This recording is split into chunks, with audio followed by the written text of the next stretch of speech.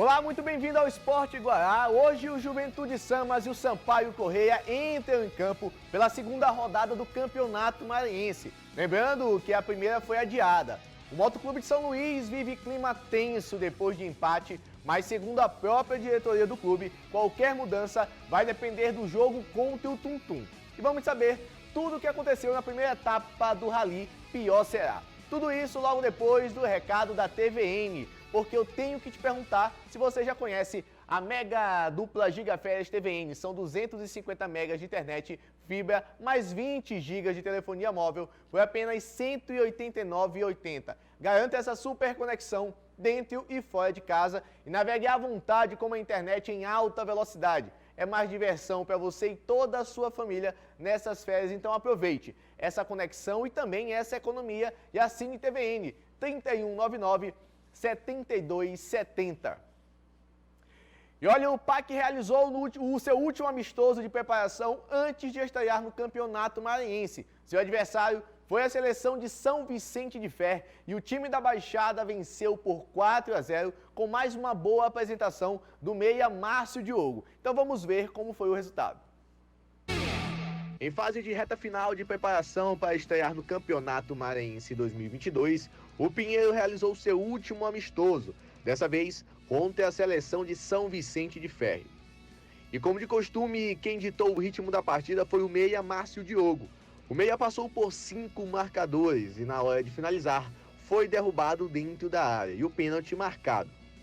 Somente derrubando o camisa 7 vai conseguir parar a jogadaça. Veja novamente.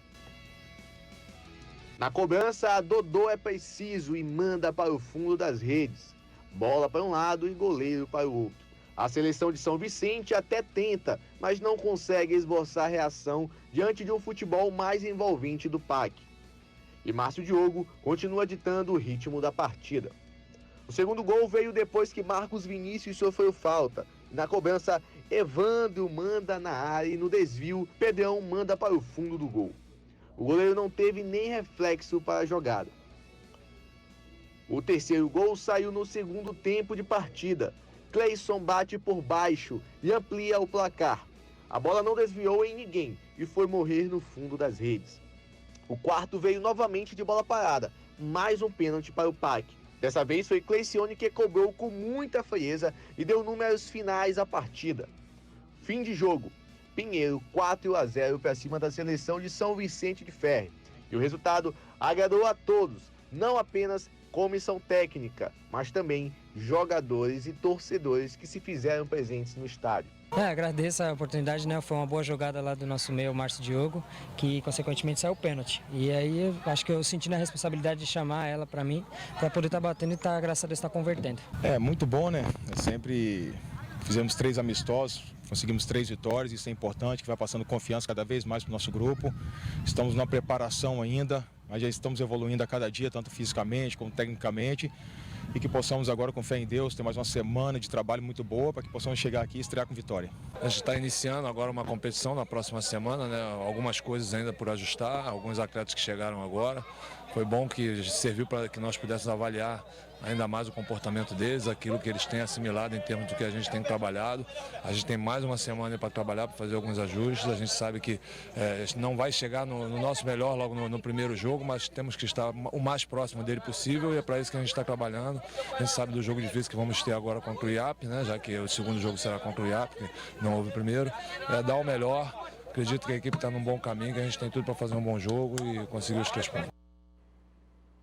E o Pinheiro, diga-se de passagem, venceu os 3 amistosos com muita propriedade, sobrando dentro de campo. Basta lembrar os placares elásticos que o IAP vem conseguindo construir. Nesse último contra a seleção de São Vicente de Fer, 4-0, o penúltimo amistoso 7-0 e também teve o primeiro amistoso que o time conseguiu vencer ainda por 2-0. Todos os amistosos com muita imposição, com um volume ofensivo muito interessante, dificultando demais a vida dos seus adversários. Já o IAP também vai fazer seu primeiro jogo na temporada, isso porque seu jogo contra o Sampaio foi adiado devido à Copa do Nordeste. Com mais tempo de preparação, deu tempo inclusive do técnico Zé Augusto conseguir incluir no elenco principal cerca de 8 jogadores que disputaram a Copa São Paulo e se destacaram. Segundo o técnico, o IAP tem que aproveitar essa garotada que jogou muito na Copinha. Temos que dar espaço e deixar a garotada jogar o que sabe. Claro que sempre com a nossa orientação, e aí fecha aspas das palavras do técnico Zé Augusto, que teve uma semana e um dia a mais de preparação. O time entra em campo no sábado contra o Pinheiro fora de casa. Então o IAP vai para uma difícil missão. O IAP, se conseguisse, se fosse seguir certinho o calendário do Campeonato Maranhense, são jogos muito difíceis. Primeiro contra o Sampaio Corrêa, que é um dos favoritos ao título, que inclusive defende o tricampeonato maranhense. Então o IAP vai ter uma vida muito difícil, porque ainda vai ter o jogo contra o Sampaio Corrêa, ainda tem que jogar contra o Pinheiro e também contra o Juventude Samas. É tido como o grupo da morte, né? São dois grupos, o grupo A e o grupo B no Campeonato Maranhense. É o grupo que se tem como o mais difícil pela capacitação, inclusive por ter o Sampaio como cabeça de chave nesse grupo. O IAP segue se preparando, mas também um suspense total lá pelo lado do IAP, que não deixa claro como o time vai entrar em campo. Depois que o IAP conseguiu vencer uma vitória bem convincente em cima do próprio Motoclube por 4-1, o técnico Zé Augusto firmou que o resultado importou, foi muito interessante, com certeza, porque trata-se do Motoclube de São Luís, que é sempre um dos principais times na competição, mas que foi muito mais interessante observar jogadores do seu time e saber que agora, com a garotada vindo da Copa São Paulo, vai poder reforçar ainda mais o seu elenco para disputar o Campeonato Maranhense. Olha, vamos para um rápido intervalo e na volta tem tudo sobre a expectativa do jogo de hoje à tarde entre Juventude Samas e o Sampaio Corrêa.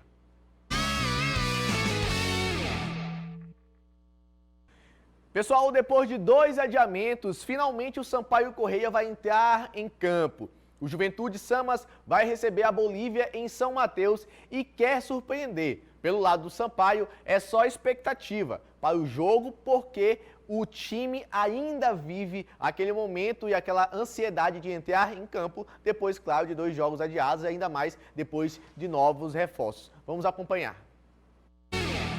O Sampaio Corrêa vai estrear na temporada contra o Juventude Samas fora de casa. O jogo está marcado para hoje à tarde, a partir das 15h30 no estádio Pinheirão. E olha que a expectativa estava alta tanto de um lado quanto do outro.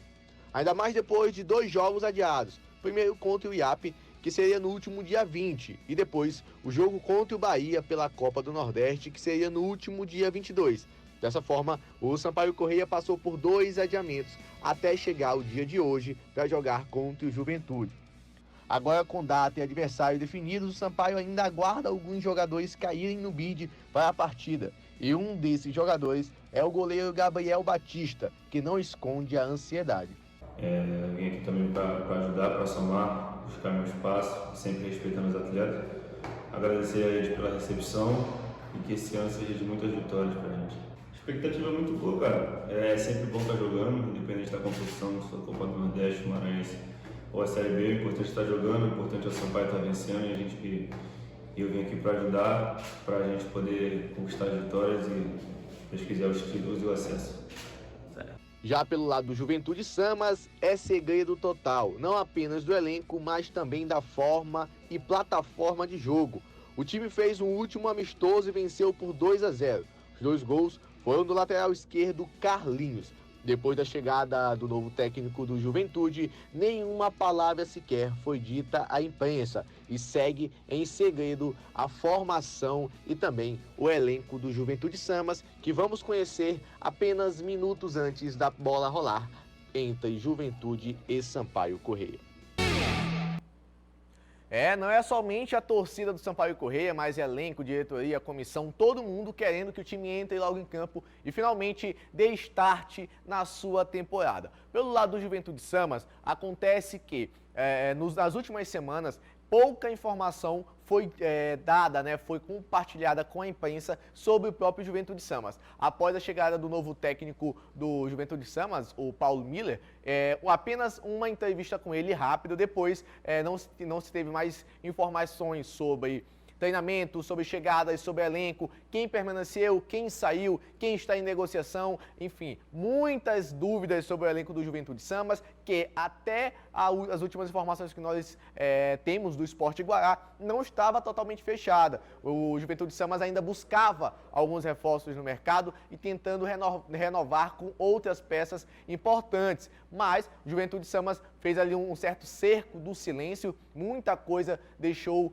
passar batido, a imprensa não teve acesso, então, literalmente, o time que vai entrar em campo hoje à tarde contra o Sampaio Corrêa pode ser uma surpresa, não só para a sua torcida, mas também para toda a imprensa que acompanha o futebol maranhense. O Sampaio Corrêa não tem nada a ver com isso, montou uma base muito forte, que renovou do ano passado, da temporada 2021, e trouxe reforços extremamente pontuais e também que vão somar muitas forças ao próprio Sampaio Corrêa. É um jogo muito interessante, apesar de jogar em casa. Eu vejo o Sampaio Corrêa ainda favorito no confronto pelo próprio elenco que tem, de time de Série B, de time que vai disputar a Copa do Nordeste, de time que vai disputar a Copa do Brasil, porque é esse elenco que vai jogar contra o Juventude Samas, que também vai disputar essas competições nacionais. Então, naturalmente, o Sampaio Corrêa leva um favoritismo na partida. O Juventude Samas, diferente de outras temporadas, que conseguiu ser muito transparente, que conseguiu ter um acesso, uma transparência nas informações do clube muito interessante, fez diferente esse ano. Não teve tanta transparência dessa forma, inclusive na contratação tardia do próprio técnico para a temporada. A gente não se sabe ao certo o que acontece nos bastidores do Juventude Samas, mas fato é que vai entrar em campo hoje à tarde, juntamente com o Sampaio Corrêa, pela segunda rodada do campeonato e que vença o melhor. Apesar do favoritismo ser do Sampaio Corrêa, o Juventude Samas pode sim fazer frente, ainda mais jogando em casa e com o apoio da sua torcida.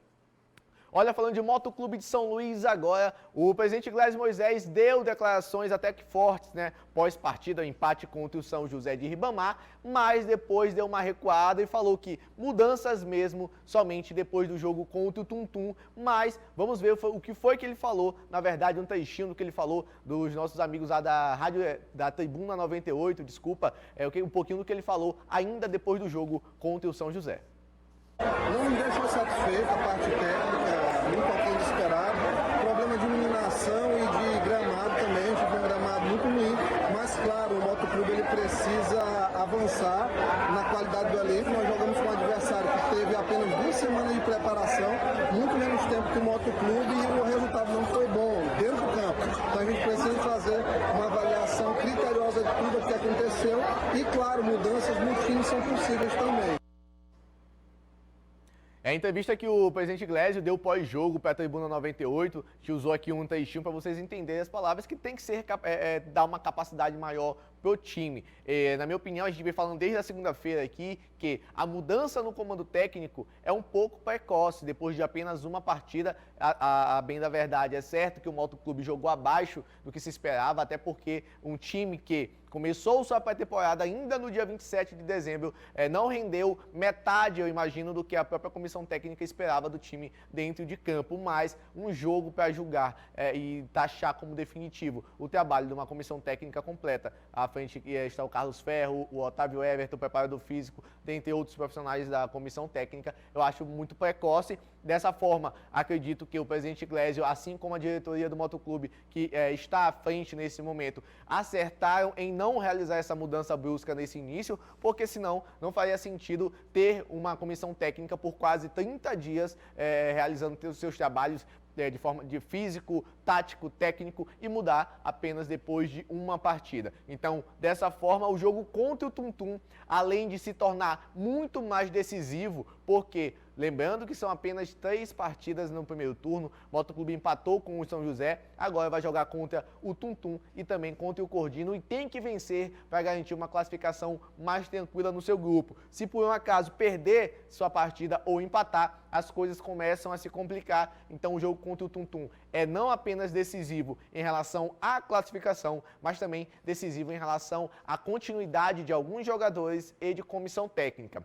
Ontem, pela atividade de ontem, né, na segunda, o Motoclube deu folga, né, deu aquele descanso pós-jogo, mas na terça-feira o time treinou pela academia e quem conversou com a gente foi o atacante Rodrigão. jogo foi um pouco tanto difícil para ambas das partes, né?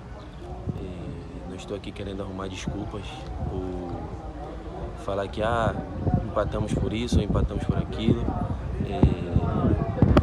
A ansiedade da estreia nos prejudicou um pouco, mas temos a cabeça no lugar, somos vários jogadores rodados por aí, então a gente está consciente do que aconteceu no jogo passado e a semana está aí, começamos a semana bem, nos preparando bem, né, já avisando o jogo de domingo contra o Tutum e ia chegar no jogo de domingo, como nós somos mandantes, fazer, né, com que nós trazemos a torcida para o nosso lado, né, tanto a torcida como a diretoria, como os investidores, todo mundo, para que no domingo eles possam estar mais uma vez nos apoiando, para que a gente possa sair do jogo vitorioso e dar essa alegria para a torcida e para todos que torcem pelo nosso sucesso.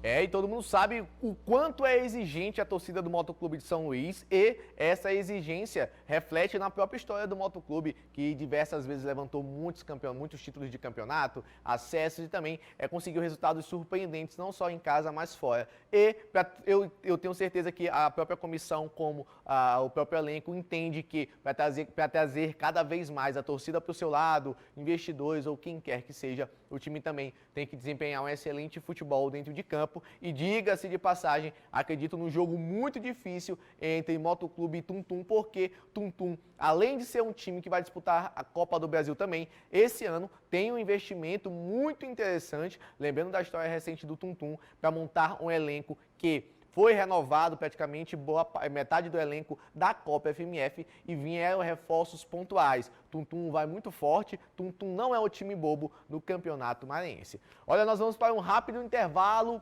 e já voltamos com muito mais Esporte Guará.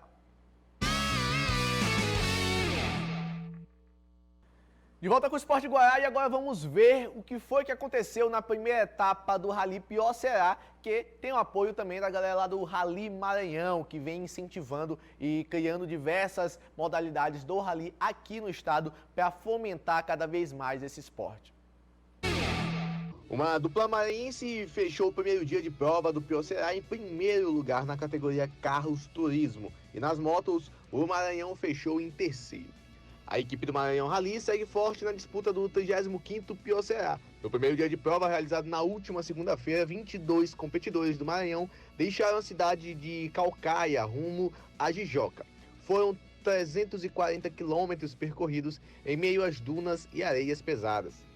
Na categoria Carros, as 6 duplas do Maranhão conseguiram completar toda a prova. O destaque foi para a dupla formada por pai e filho, o piloto Giovanni Nascimento com seu filho, o navegador Elias Mourão, de 16 anos, o primeiro navegador deficiente auditivo do Brasil, que fecharam o dia em primeiro lugar na categoria Carros Turismo. Vou chegando aqui, também em paz, carro bacana, respondeu bem, entendeu? O carro tá top, tá 10 anos, viu?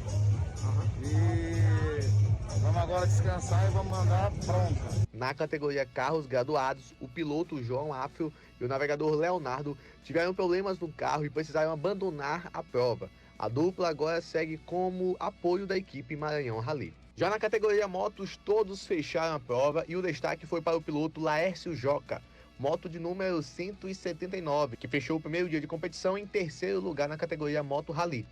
Ainda do time das motos do Maranhão Rally, o piloto Márcio Souza ficou em sexto lugar na categoria Rally também.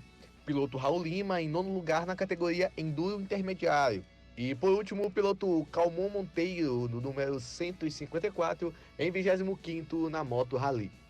A competição segue partindo de Jijoca, lá em Jericoacoara, rumo a Ubajara, lá no Ceará. Serão percorridos 267 quilômetros, cumprindo aproximadamente 6 horas de prova. Além de carros, quadriciclos e UTVs, a prova conta com a disputa de bikes e motos. A competição vai até sexta-feira, finalizando o percurso em Barreirinhas. Essa aí foi apenas a primeira etapa do Rally Pior-Ceará, segue com etapas durante toda a semana e finaliza na sexta lá em Barreirinhas, nada melhor do que aquele ambiente, né, toda aquela paisagem para finalizar um rally tão grande quanto o Pior-Ceará, lembrando que estamos na 35ª edição.